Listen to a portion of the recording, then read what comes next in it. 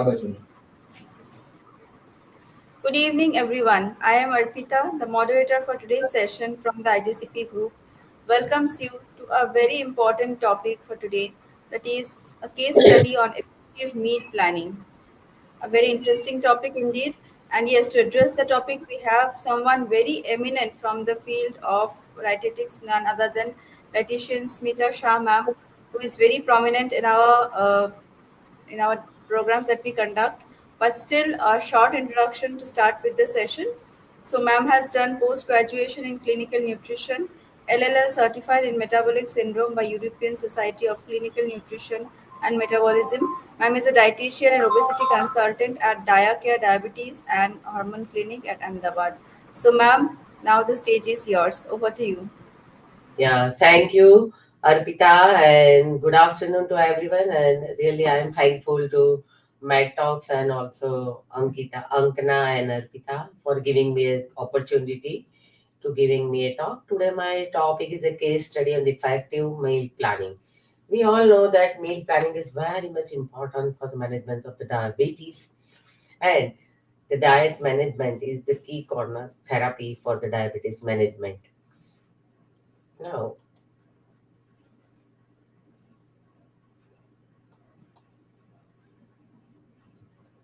why meal replacement is why meal planning matters? Why meal planning matters? Because you know that the diet is the cornerstone therapy for the management of the diabetes, and its meal planning is very much important because it prevents the glycemic variability in the diabetic patients. So type 1, type 2, otherwise in the GDM, glycemic variability is very common.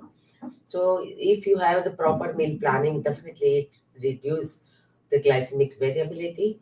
It's promote the sustainable weight management, and enhance the patient adherence and reduce the diabetes complications. If your sugar is in control and in the timing range, and if the HbA1c is in your control, so definitely you can reduce the diabetes complications.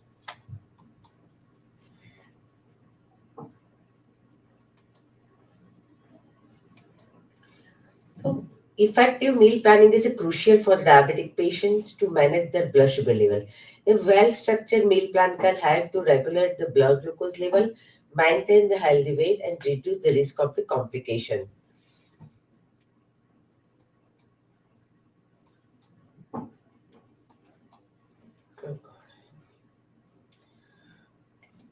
So, what are the key components of the meal planning? So, main thing is the macronutrients. We must focus on the carbohydrate because the carbohydrate has great impact on the postprandial blood sugar. Also, we must consider the protein and the fats, and also we must focus on the micronutrients like vitamins and minerals.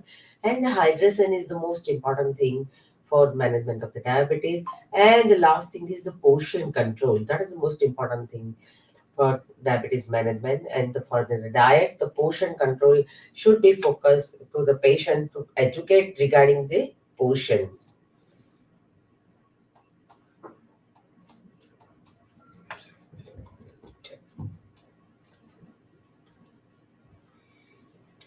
Sorry, my slide is not going down, moving. So meal planning and the tracking. Planning the meal in advance and keeping the food diary for using the application to track the food intake. That is most important. You always see the patient to keep a food diary. It will help to him what he is having to entire the day, and track the blood sugar level and the other relevant health markers can provide the valuable insight in how different foods affect your body. So the food diaries definitely help to the patients for management the diabetes.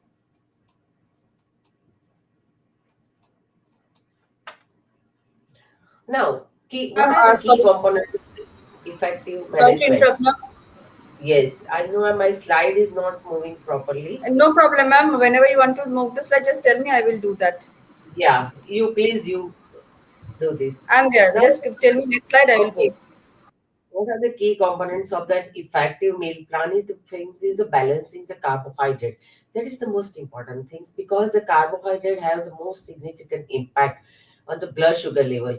And meal planning involves the managing the quantity and the quality that is most important of the carbohydrates consumed, and aiming for the complex carbohydrate that is most important with a low glycemic index. Because if the food is the high glycemic index, it will definitely sugar will be spiking a little bit some moments. So that release the, and if the food is the low glycemic index, that release the glucose slowly, and this helps to prevent the rapid spikes in the blood sugar. And the portion control is also essential. Next. So the balanced meal, that is also important. So using the plate method, that is, I always explain the patient. I always keep one plate to the patients, and I explain regarding the plate method. That if fill half of the plate with the non-starchy vegetables, half of the plate should be from the salad and vegetables, and one quarter with the lean protein like dal and pulses. Suppose you are non-vegetarian, they can have chicken and fish and egg, and one quarter with the carbohydrate, and not refined carbohydrate, but it should be complex carbohydrate with the high fiber. Next. Next slide, please. Now the portion control. So estimating the portion size using the handy method can help the control the food intake. Always explain the portions regarding the handy methods like palm and tight feast, light feast. It will help the patient, and is very easy for the unliterate patients also. Like this example, the 3 ounce of the meat is equivalent to the palm of your hand. Next. Yeah, this is the hand guide to sensible serving. You can explain the patient. If the patient is not highly literate, he can understand that this is the palm, 1 cup is the tight fish, loose fish.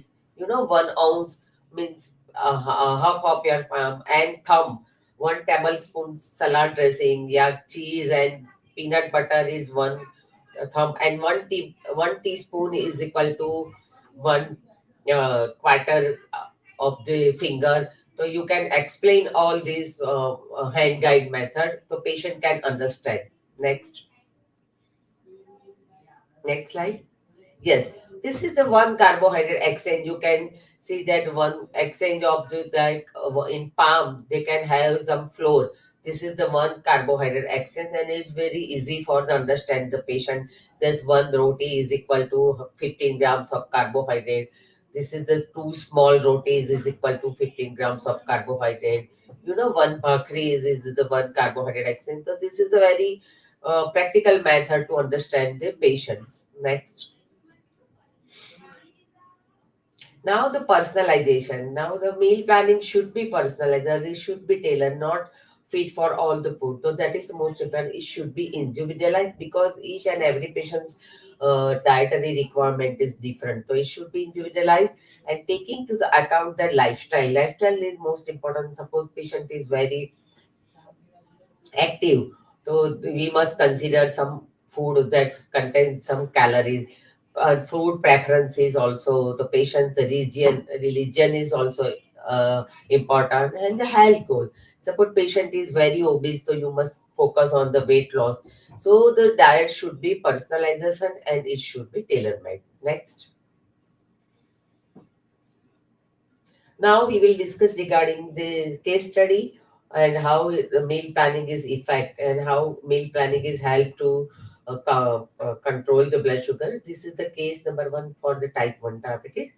But type 1 diabetes management is very challengeable for the doctors, for the patients, for the dietitians. It's very difficult to manage type 1 diabetes because the risk of the hypoglycemia. Hypoglycemia is very common in the type 1 patients. Carb counting is very difficult for the patient because in India we don't have the labeling of the food. So that is no standardization for the katoris and roti.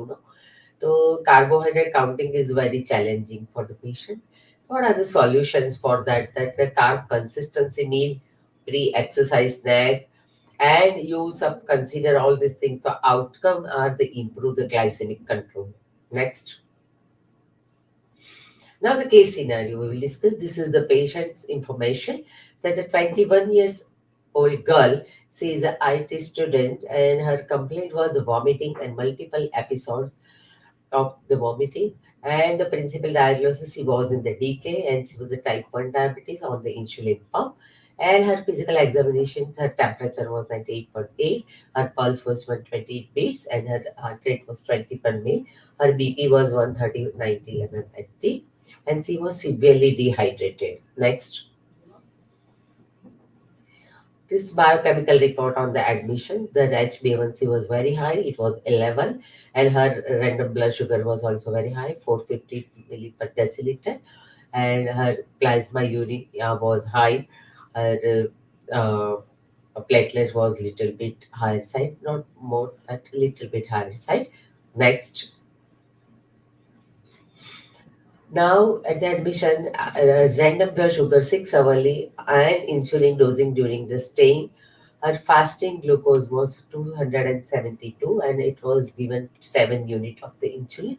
Her pre-lunch was 160 and at that time we had given she was taking 4 unit of insulin. Pre-snacks 190 and 2 unit of insulin. Pre-dinner it was very high, 288 at the time, and 3 a.m. her blood sugar was 131 at the time pre-breakfast. Next, now the nutrition assessment. Her height was 165, her weight was 68, her BMI was 25 kilo per meters. Her appetite on the admission at the time of it was very poor. She has no food allergy and intolerance, and she was vegetarian. But her diet history was 3 days dietary recall and found that she had 80% of the carb in her diet before admission and had fish also, and she was not aware about the carbohydrate content of the food. Next. So the nutrition intervention. So the carbohydrate counting emphasis emphasis to follow a consistent carbohydrate meal plan, carbohydrate to help keep glucose close to the target level, and the recommended number of the serving of the carbohydrate is based on the weight, activity level, diabetes medications, and goal to maintain blood glucose level. The why just carb? Because the carb are converted to glucose faster than fat and protein. Because carbohydrate have a great impact on the postprandial sugar, so we must focus on the carb counting. Next. So the nutrition intervention, the carbohydrate counting emphasis to follow a consistent carbohydrate meal plan or adjust the insulin for the carbohydrate to help the keep blood glucose close to target level. And the recommended number of the serving of the carbohydrate is based on weight, activity level, diabetes medications, and goal to maintain a blood glucose level. And carbohydrate convert fast very glucose than protein and fat. So the prescribed diet was balanced diet 1800 kilocalorie per day and advanced carbohydrate counting and educate on the insulin pump therapy. And we have given her 50% of the carbohydrate 1800 kilocalories divided by 2 is equal to 900 grams of the carbohydrate and total 225 grams of carbohydrate per day. Next. So nutrition's care process. So she was not. She doesn't know the what is the what food which food contains the carbohydrate. So we educate her regarding the food of the carbohydrate. Which food contains the carbohydrate. So, uh, so we educate her. Okay, you must focus on the carbohydrate. So there's example all fruits, dry fruits, all cereals and their products, all pulses and lentil, all roots and tubers, milk and the milk product, all sweets and the desserts, and exceptions the non-vegetarian food, nuts and the oil, and salad and vegetable soup. These are exceptions. So we focus and we explain her that which food contains the carbohydrate, you must focus on this food. Next. Now the carb counting step 2. Estimate the carb content of the food. So we explain her that this is the type of the you must count the carbohydrate, that one bowl of the muesli is contain 19 grams of the carbohydrate. Oats, one bowl of the oats 24 grams is contain 24 grams of the carbohydrate, and raw rice So that means uncooked rice 19 grams is contained of the carbohydrate, one serving of the carbohydrates. So we explain her that if you are having 24 grams of the oats, it means 1 gram of one serving of the carbohydrate, it contains the 15 grams of carbohydrate. And if you are using raw 19 grams of raw rice, it means one serving and 15 grams of the carbohydrate. Next, next. Now estimating carbohydrate. That estimate the portion. Now measuring the spoons, cup, grams, scales. All are we can explain the patient that one scoop, one spoon of the carbohydrate and one measuring cup. The patient can use food labeling. How to read the food labeling? That is the most important because there are number of food labeling are misleading. So that is the most important. Carbohydrate counting list, also we have some books and list of the carbohydrate counting that can help the patient. And exchange list, that one roti is equal to half cup of rice, one roti is equal to 1/4 bajra rotla. So you can give the patients the exchange list. And weighing food, that carbohydrate counting, this scale, that is, and scale is also important for seeing the grams of the carbohydrates. Next, this is the step three is the portion estimated method. Like I say, the one palm, one healthy serving of the vegetable size of two open hands. If you to fill all the vegetables in two open hand means is equal to one healthy servings of the vegetables. One serving of the cereals and the pulses, flour, atta, poha, pasta is equal to your close fist. One serving of fish meat is your palm size. So this will help the patient it will help educate the patients regarding the portion control. Next. Now the carbohydrate content from the food level. That is the most important. Look at the total carbohydrate and the serving of the carbohydrate. Calculate the amount of portion serving because the sometimes food labeling are also misleading. The patient cannot understand. So always teach the patient how to read the food label. Next slide. Yeah. There's the label reading is the calculate the grams of the carbohydrate per servings. You can see and calculate the number of exchange per serving per 100 grams. Next.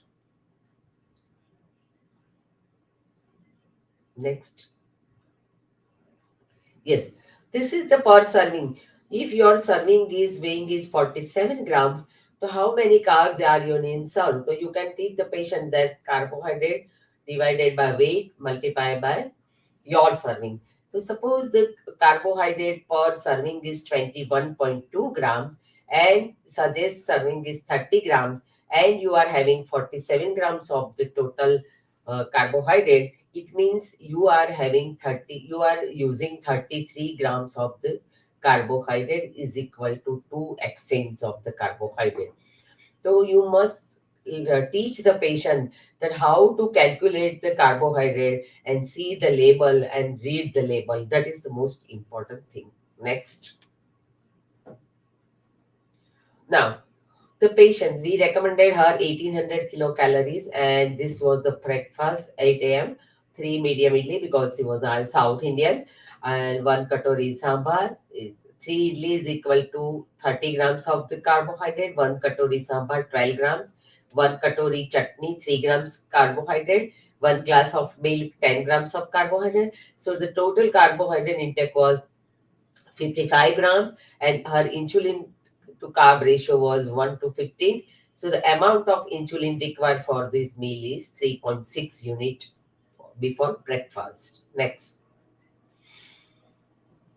Now lunch.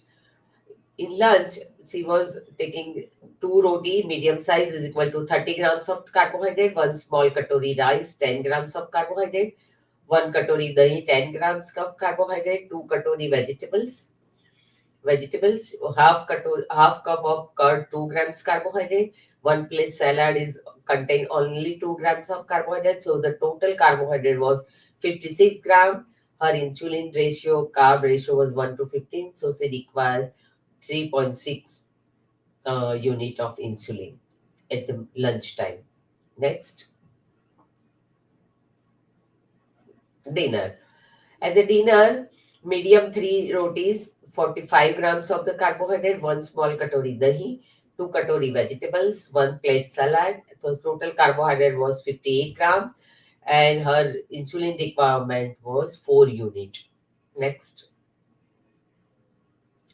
Now the snackings. At the time of the snacking, if the snacks is less than 15 grams of carbohydrate, no insulin needed. And larger snacks over the 15 grams of carbohydrate, insulin may be required 1 to 2 units. So 1 apple is equal to 1 cup popcorn, is equal to 3 serving cup salad, is equal to 1 gulab jamun, is equal to 15 grams of carbohydrate. So you can give the patient that a choice that he can have 1 apple or 1 cup popcorn. Next. Now, this was the breakup carbohydrate at each meal was morning 15 grams of carbohydrate, 1 carb choice, breakfast 55 grams of carbohydrate, 4 carbohydrate choices, snack time 15 grams of carbohydrate, lunch 56 gram carbohydrate means 4 carbohydrate choices, snacks time 15 grams carbohydrate, 1 carb choices, dinner 58 gram carbohydrate, 4 carbohydrate choices, and snacks, bedtime snacks, 15 gram carbohydrate, 1 carbohydrate choices. So it was total 16 carbohydrate choices and 228 grams of the carbohydrate we recommended her. Next.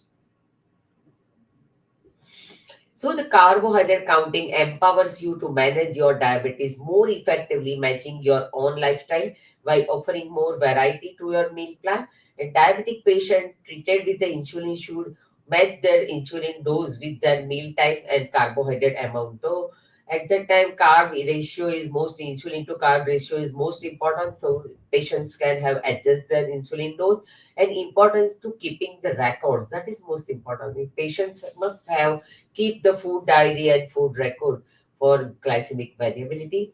And after 3 months, she came for the follow up, and we realized that we and found that the follow carb counting and her HbA1c reduced to 6.2 from 11. When she was admitted, her HbA1c was 11%. And after 3 months, we focus on the carb counting. She changed her lifestyle, she changed her diet pattern, she focused on carb counting, and her HbA1c was coming up to 6.2%. Now, the next. Now the case 2 is a type 2 diabetes. The patient name is Mr. Kumar. He is 52 years old and he was diagnosed type 2 diabetes mellitus, but he was obese. His BMI was 31 kg per meter square and her HbA1c was 9.2. His medications were metformin, DPP-4 inhibitors. His lifestyle was sedentary and he has desk job and his meal was very irregular. So challenges there were that the poor glycemic control, but his eating habits was very unhealthy. That's why his weight gain was occur. Next. Now the planning strategy for him because he was obese and his HB1C was 9.2. So we put them in the low carb and high fiber diet. And the importance is the portion control. We was using more portion of rice and more portions of the roti. So we control his portion, also calorie deficit diet, balanced meal, healthy snacking. He was using very high calorie health snacking like pizza and sandwiches and vada pav and hydration. He was not proper hydrated. So we for planning his strategy of the low carb and high fiber diet and healthy snacks. Next.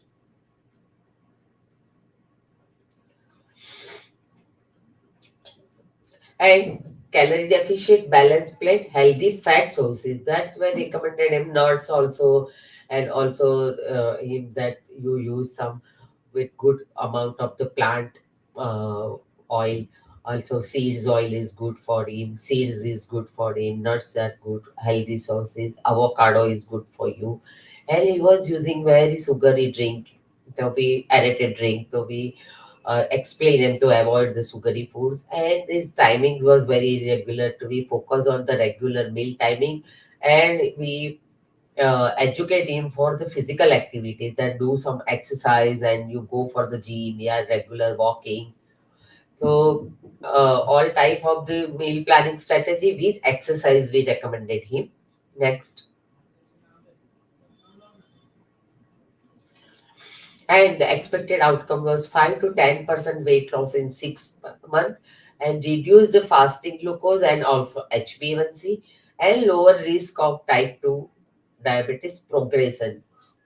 Next.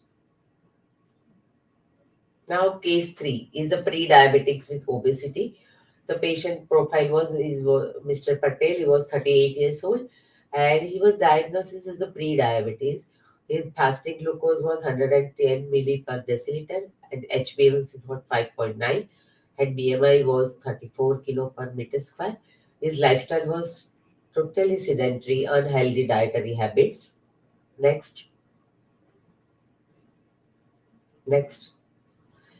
So the mean planning strategy, we also put them the calorie deficient diet. We deficient of the 500 kilocalories, balanced plate, healthy fat sources, avoided sugary drinks, regular meal timing, physical activity, and we was pre-diabetic, so we put them the low carb diet, low carb and low refined foods, and given many healthy food options. And we explain him regarding the low carb diet and given them very healthy food options. And every week diet counseling, we call him every week for the diet counseling and educate him, and motivation for the weight loss, because his BMI was 34. So we motivate him for the weight loss and continuous education regarding self monitoring of the blood glucose. We uh, educate him regarding the exercise, also in the monitor the blood sugar. You check your blood sugar, still your HbA1c is 5.9, you are pre-diabetic, but you check your blood sugar after eating as well as sometimes in the fasting. And next, and you can see the expected outcomes were 10% weight loss in 6 months. So he was able to reduce 10% weight in 6 months, and he reduced the fasting glucose and also HbA1c. His HbA1c was 5.9, but he also gone up to 5.5, and the lower risk of the type 2 diabetes progression. So he come back his normal HbA1c, his weight was reduced 10%, and uh, he reduced the fasting. His fasting glucose was 110 mg, and at the time of he came to us, and after his HbA1c fasting sugar was only 90. So even 10% of the weight loss can help patients to reverse his diabetes stage. Next. Ma'am, this is the last slide. Yes, okay. So meal planning, effective meal planning for the management of the diabetes is very helpful to the patients who are type 1, type 2, otherwise for the pre-diabetic as well as for the gestational diabetes. In the GDM patient also help the postprandial glycemic variability. So the effective plan management should be focusing on the carbohydrate content as well as the portion control, as well as the educate the patient regarding the food diary as well as the exercise. So definitely the combination of the lifestyle management with the diet and exercise and the carb counting will definitely help to the patients for the glycemic variability as well as to uh, prevent the complication of the diabetes, as well as to you can remission, you go the remission of the diabetes. Thank you very much. Thank you, ma'am. Thank you so much for such an insightful presentation. Ma'am, we have received a few questions from audience. Can I Okay. take them, ma'am? Yeah. Not many, will take maybe two or three questions. Ma'am, the first question is, how do you handle patients with psychological barriers to dietary changes? What strategy do you make for them, ma'am? Pardon? Yeah, ma'am. Psychology? Psychological barriers to dietary changes, like the person who do not want to change their diet but they need to do. So in that case, Yes. how do you counsel the patients? Yes, ma'am. Yeah, main thing is the patient's behavior changes is the most important, because when the detected the diabetes and the pre-diabetic, definitely patients' barriers are not to changing their lifestyle as well as the diet pattern. At that time, we must focus to educate them that how the you can how that when you detected the diabetes, otherwise your diabetes will be not in the control, and definitely it will going to the diabetes complication. So at that time, the education is most important, and behavioral changes and mindful eating, to explain regarding the mindful eating, and give them the more options for the food, because patients have foodie. Sometimes they have very much foodie and their eating habits are not good. So the changes are not happens with the immediately.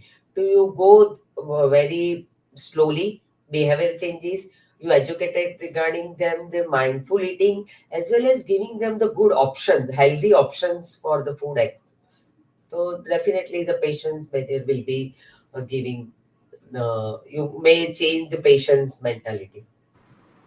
Right, ma'am. So mainly educating the patient about his condition and then giving him alternative option about the diet, so that he or she can like readily access that food Yes, for him or her. Right, right, ma'am. Thank you so much. One more query is there, ma'am. yes, What role do micronutrients play in your meal planning approach, and how do you address common deficiencies? yes. The micronutrients deficiency is very common in the patient, because B12 deficiency, vitamin D deficiency is very common in the patient. So we almost patient that B12 deficiency is very common. So we recommended patients that you include some animal food, because animal only B12 is available in the animal food. So you go for the suppose the patient is the vegetarian, so we recommend them to do for the dairy products like uh, milk and curd and all kind of that. And second thing, vitamin D deficiency is very common in the patient. So we recommended them some supplements of the vitamin D, and also some dairy product that help them, eggs help them. So micronutrients deficiency is also very common. Also selenium, we recommended them some nuts also, because it can zinc deficiency is very common. So we recommended them some leafy vegetables, nuts, avocado, seeds. So definitely it will come out from the micronutrient deficiency. Right, ma'am. Thank you, ma'am. Thank you so much for answering the queries that have come from our audience. So, with that note, ma'am, I would like to conclude the session for today. But before that, I would like to thank you, ma'am. Thank you Sure. so much for joining in, for giving us your precious time, making such a beautiful presentation, and solving all the queries of our audience. So, Mhm. thank you, ma'am. Thank you so much, and Thank you very everyone, much. thank you for joining, and thank you for putting your questions. Thank you. Thank you all. We are ending the session here. Thank you.